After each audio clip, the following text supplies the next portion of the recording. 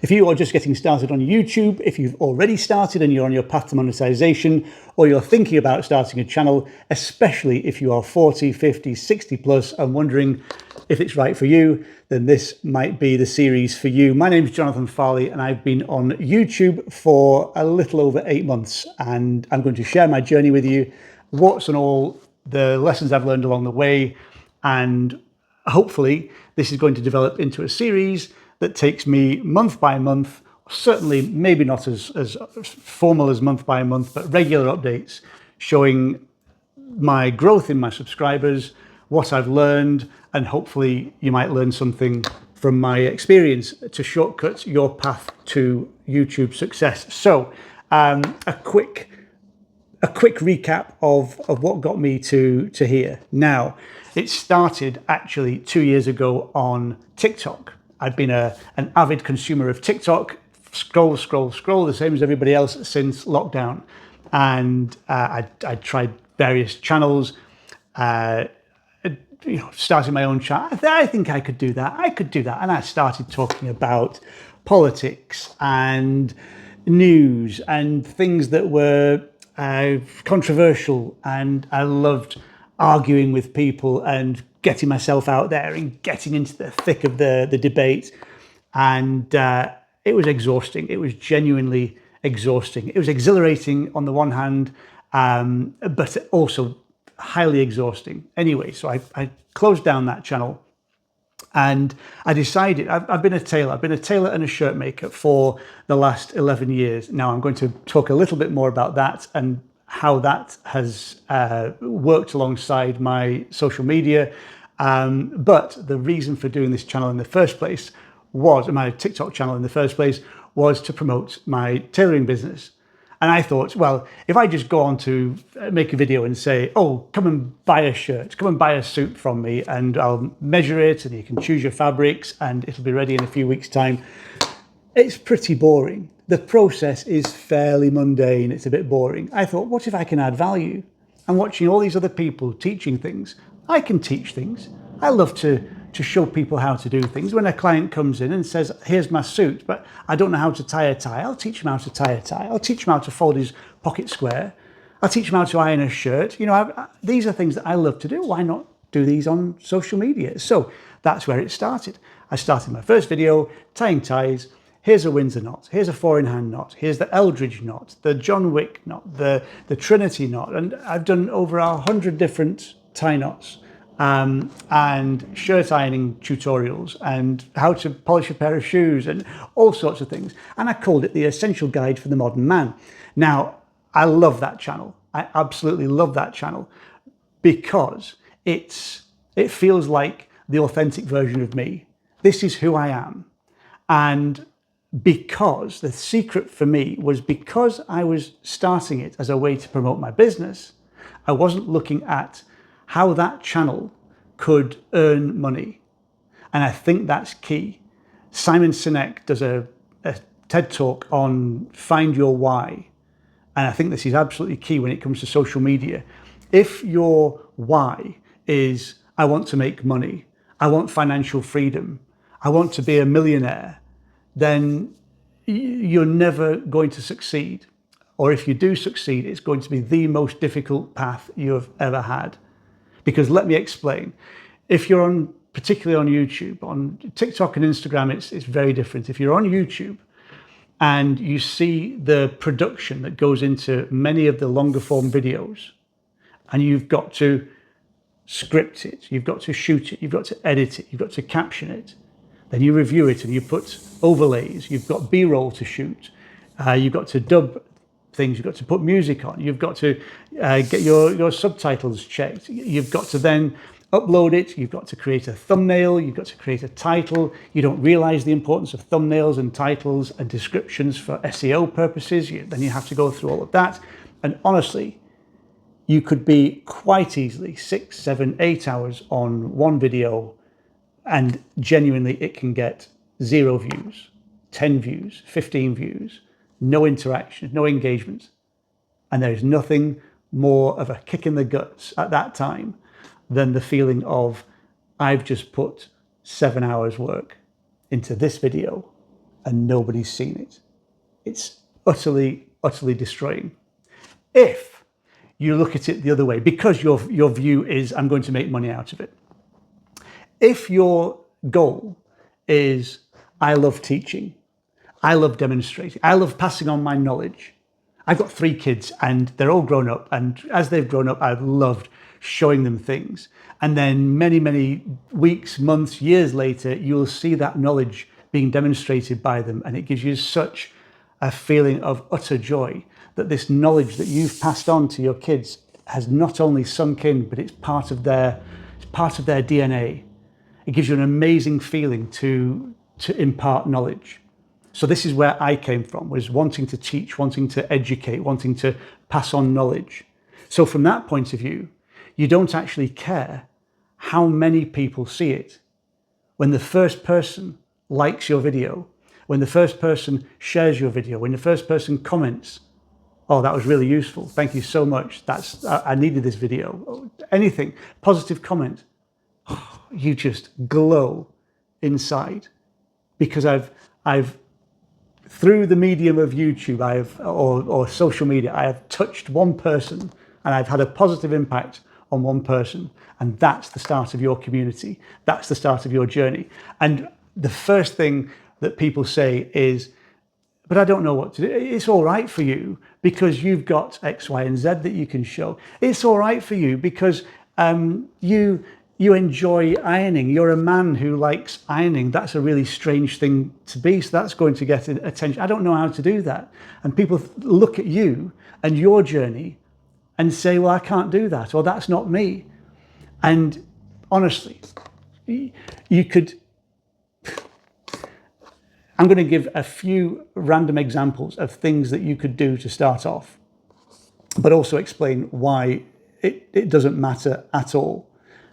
The first, right, you could show people how to wash a car properly, how to wash a car quickly, how to get the tiny scratches out of your car, hacks, tips, tricks for something that you know how to do, how to mow your grass efficiently. What's the best way to cut your grass? How to cook a pie, the one dish that your mother used to make that you love cooking, and you can show people how to make it. Now, it doesn't matter that you don't have a setup that you can use. I'm talking to you now on a £20 ring light and mobile phone stand, and I'm recording on my mobile phone. I don't have an expensive setup. It's not about the cost of the equipment. And I've left all my old videos on all my platforms, all my channels. You can see the old videos back 2 years. I've never deleted anyone, even though I'm embarrassed by them. I've never deleted an old video, because now my production, I've got subtle lighting setups, and I've got my angles into the corner. I've got my little stage, I've got my little setup that I'm more happy with, my desk that I can demonstrate stuff on. And, compare that setup to what I had a couple of years ago, where I was recording on the phone microphone. It's completely different. So don't worry about what you're recording on. The first thing is you're going to just get something recorded. And as long as you record that process, and a cooking thing is perfect because it's a process. You can start off, by the time you edit it, let's say you're making an apple pie. An apple crumble. An apple crumble is the simplest thing you could ever make, and it's delicious, and it's chewy, and it's gooey, and you make an apple crumble and custard, and you start off with the finished product. Today I'm going to show you how to make my mum's apple crumble. I learned this 40 years ago, and it's still my favourite dessert, and it's going to take you 10 minutes to prepare and 20 minutes to cook, and it's absolutely delicious. So you're starting with the end product, and then you go through the process. And you can do it with all the equipment that you've got, or a very cheap setup.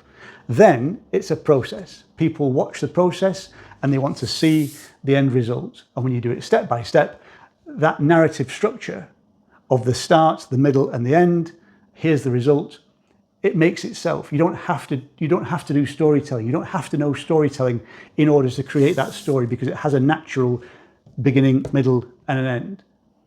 And there you go, you just created your first video. And as I say, this is why I was saying it doesn't matter what you do, because people are thinking, what could my niche be? How could I, yeah, you're doing tie-tying, you're doing ironing, you're doing shoe polishing. What could my niche be? It doesn't matter. And the longer you take to find your niche, the better, because you have many aspects of your personality, and you get out there and you might turn your camera on one day and you're about to do a cooking video, and you I've got to tell you this story. Sorry, something's just happened, and I was on the bus this morning. And this man got on with his dog, and he said, it's a blind dog. And the bus driver said, what, it's a blind dog? He said, no, I'm blind. It's a guide dog. And it was, everyone found it hilarious.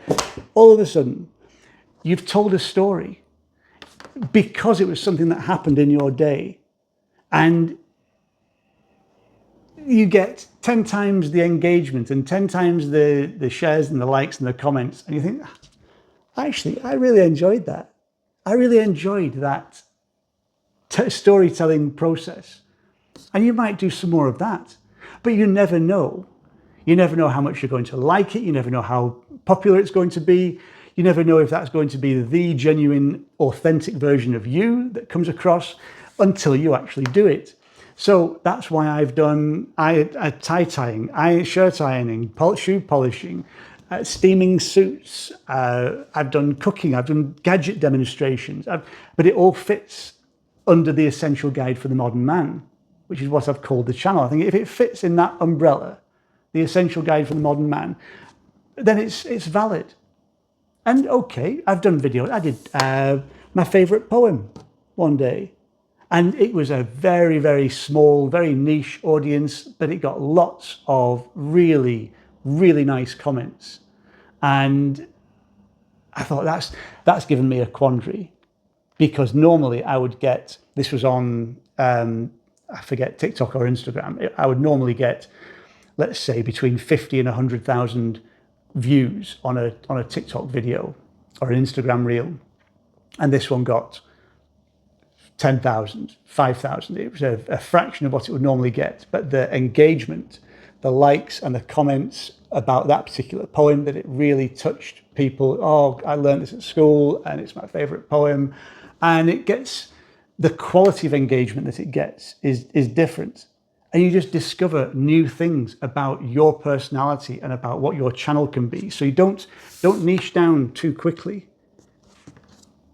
Just have fun with it and see what happens. Now, where I am today with TikTok, Instagram Reels, and YouTube is, I think, the perfect spot. I have 4,000 subscribers on YouTube. I've got nearly 500,000 on Instagram and just over 250,000 on TikTok, and 60,000 on Threads. I don't know anybody who uses Threads, but I've got 60,000 followers on there. And these are all built up from my various demonstration videos. So 800,000 followers overall. And I do whatever I want. Why? Because I don't have an income from any of this. And this is, I don't want this to put you off in any way. I want to see this as a positive thing. I don't have any income at all. If I say I make, say 4,000 or 5,000 pounds, I know a lot of people would see that as a lot of money, but it's not. For the sake, for all the effort I've put in to grow my channels and to grow my presence, and for all of the followers that I've got, and to say that I'm recognised in airports and in the streets, and you get that level of, oh, I'm actually getting out there. Even though I've only got 4,000 followers subscribers on YouTube, my viewers on YouTube are up to nearly 60,000 a month. So even on YouTube, I'm getting out there. I'm being seen. And yet, YouTube income, about £120 a month. TikTok, maybe $100 to $200 a month, and Instagram is nothing.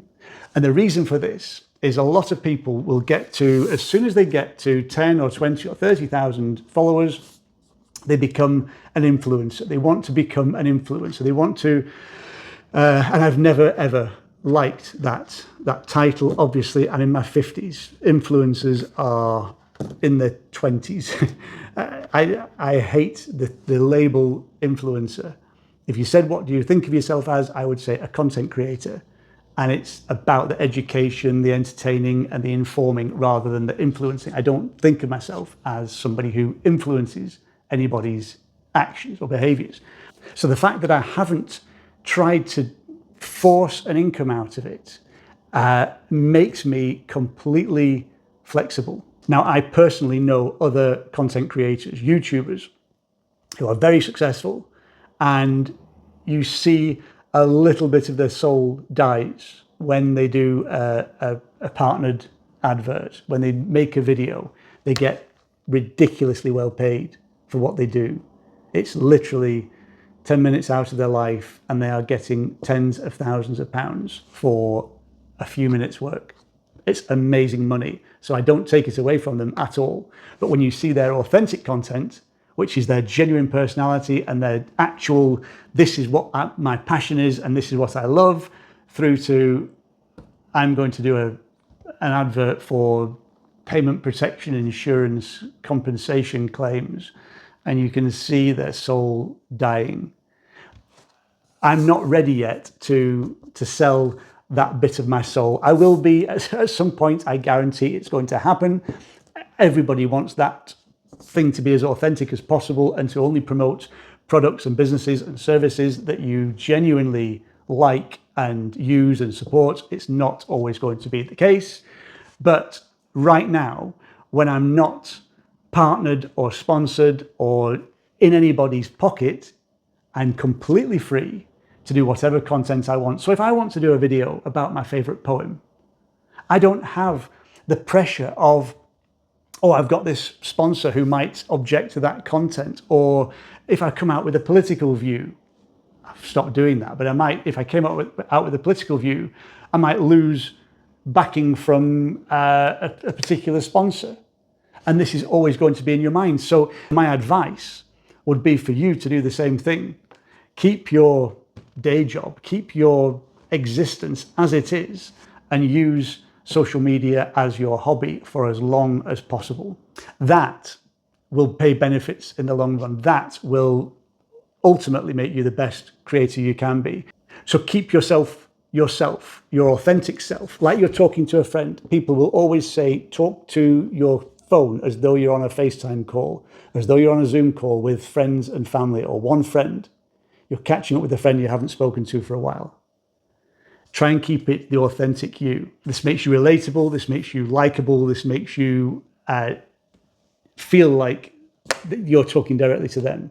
If it sounds like you're doing a TED talk, if it sounds like you're preaching or you're lecturing, you feel less relatable. So I was going to go back to the impact of social media on my business and the whole reason for doing it in the first place. And this is why it's quite an interesting story. Back at the start, 2 years ago, I thought, I do some fabulous shirts, I do some fabulous suits, I just need more customers. I'm in the middle of central Scotland. Now, in Glasgow and Edinburgh, there's there's a handful of tailors. There are no shirt makers. I'm on my own in central Scotland for the shirt making, for the made-to-measure shirt making service, and I've located in a town of 7,000 people. So I'm not in the city, I'm not in the sort of the Savile Row of Edinburgh, but if you need me, you can find me. That's my thinking. So I thought, I just need to get the word out there. I just need to get more people to know about me. And then I thought, well, okay, then I looked at my audience stats, and about half of my audience is from the US and half is from more than 100 miles away, and only a few people are actually visitable distance. So I thought, well, what can I do? So I know I'll start doing Zoom calls, because at the end of the day, the secret to getting a shirt, a made-to-measure shirt, is the accuracy of the measurements. If you get those measurements right, you can pretty much guarantee that the shirt is going to be either perfect first time or within a couple of tweaks. What can possibly go wrong? Husband gets wife, books a Zoom call, I'm directing it from this end, measure the neck. No, just a bit lower down. No, you're a little bit tight there. Just put a finger space behind the tape. That's it, perfect. Now what does that say? Right, measure. And it's very accurate, it's very good and very successful. However, you knew there was a but coming. The but is, these were the people that were booking Zoom calls to get measured for a shirt. 99% of the time were fans. They were people that were following me on social media, and they wanted to have that interaction, and they thought that a made-to-measure shirt might be a nice souvenir, and so you're only ever going to get one order from them. And it's lovely. Don't get me wrong. I absolutely loved every single one of these calls. However, it cost me an absolute fortune, because the shirt would arrive. We have what's called the perfect fit guarantee. So when your made-to-measure shirt arrives, you try it on, the length, the sleeve length, the collar, the chest, the waist, and so on. Everything will fit perfectly. If it doesn't, we'll put it right. We'll alter it or we'll remake it for free and we'll put it right.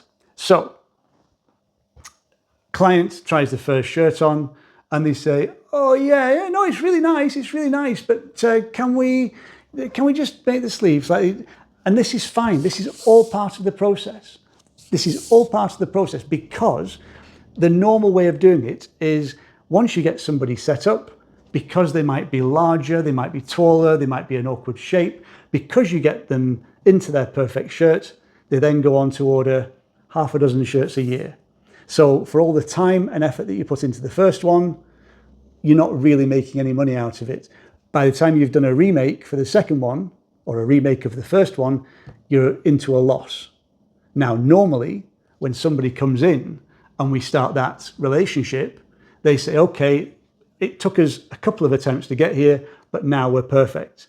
And now I'm going to order half a dozen shirts a year. With this, with the Zoom ones, they'd order one, get it remade or get it altered or get the first one perfect, and then say, thanks very much, that's really nice, I'll see you later. And that's it. So I had hundreds, literally hundreds of customers who ordered their first shirt and then didn't go on to order any more. So from that point of view, it was a disaster. So where does that leave me? Well, the business ticks over, it does its thing. It doesn't do a huge amount of volume. It's never going to make me wealthy, but it's just about enough to keep the bills being paid, keep the lights on, keep the roof over my head. I'm just fortunate that my wife has a good job and she makes sure the mortgage is paid, because if it was down to my income, we would literally be out on the streets.